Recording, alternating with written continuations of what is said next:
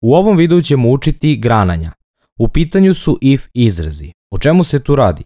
Pa teoretski rečeno, ukoliko je neki uslov ispunjen, nešto uradi ili nemoj da uradiš. Ovo if prevedeno sa engleskog znači ako. U ovom primjeru imamo naredbu if, pa u zagradi 20 veće od 50. Ovo je uslov. Ukoliko je uslov tačan, onda će se neki kod programa izvršiti. Taj kod pišemo u ovim vitičastim zagradama kao što je prikazano. U našem slučaju bi trebalo da se ispiše tekst 20 je veće od 50. Međutim, ovo se neće ispisati jer naš uslov nije tačan. 20 nije manje od 50 pa se ovaj kod u vitičastoj zagradi neće izvršiti. Ako pokrenemo program, neće se desiti ništa. Sada ćemo ispod ispisati novi if izraz sa uslovom 20 manje od 50. Ukoliko je ovo tačno, program će ispisati da je 20 manje od 50.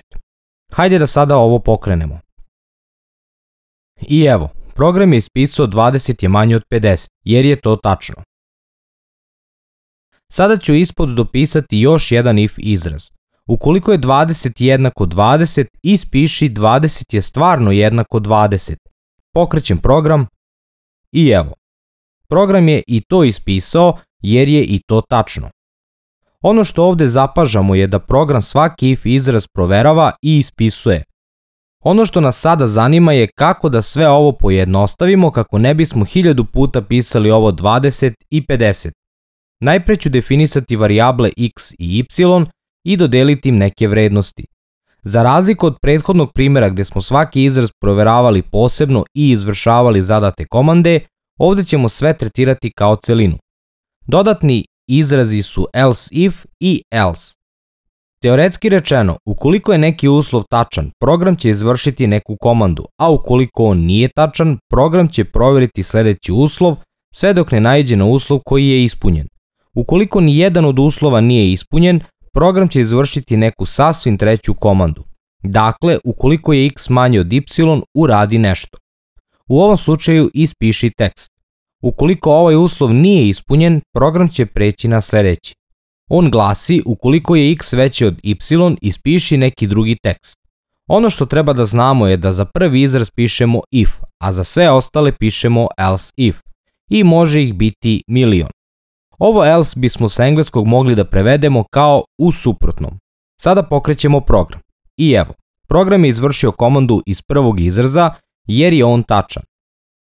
Ukoliko bismo sada promenili vrednost x i y tako da x bude veće, program bi izvršio komandu iz drugog izraza jer je ona tačna. A šta se dešava ukoliko ni jedan od definisanih izraza nije tačan, pa u tom slučaju program treba da odradi nešto treće. S obzirom da je ovo posljednja mogućnost, nema potrebe da pišemo neki uslov. Jednostavno, ukoliko x nije ni veće ni manje od y, onda samo može da bude jednako. I to nećemo proveravati, već ćemo samo zadati komandu koju program treba da izvrši. Za ovu posljednju mogućnost pišemo else. Dakle, prvo ide if, pa if else, koliko god puta želimo i na kraju završavamo sa else. Ovo je jedan vrlo prost primjer, ali treba da znamo da uslov koji pišemo može da bude znatno veći i da broj komandi koji se izvršava može biti ogroman. Hajde da u varijablama postavimo iste vrednosti i pokrenemo program.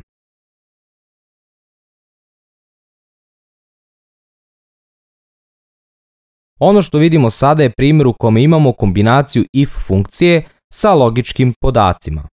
Na početku u komentaru imamo ispisane logičke izraze kako bismo se podsjetili. Program treba da provjeri da li bar jedan od zadatih brojeva pripada intervalu od 0 do 100. Za ovo nam je potreban malo kompleksniji uslov. Uslov će biti ispunjen ukoliko je a veće od 0 i ukoliko je a manje od 100. S obzirom da ovdje imamo ili, ovaj uslov će biti ispunjen iako je b veće od 0 i manje od 100. Ukoliko je uslov ispunjen, program će izvršiti zadate komande, a ukoliko nije, izvršit će komande u izrazu else, jer nemamo drugih mogućnosti. Dakle, ili brojevi pripadaju ovom intervalu ili ne. Pokrećemo program da vidimo da li radi. Osim svega što smo do sada spomenuli, važno je da znate da se grananje može nalaziti unutar već postojećeg grananja i tako formirati znatno kompleksniji program. Nadam se da ste razumeli suštinu, a mi se vidimo u narednom videu.